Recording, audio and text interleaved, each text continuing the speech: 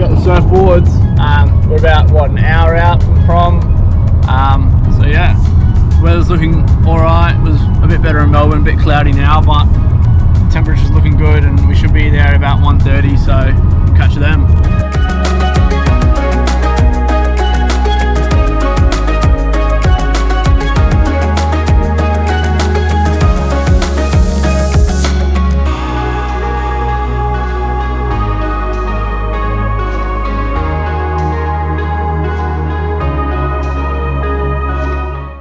So we've just started our hike.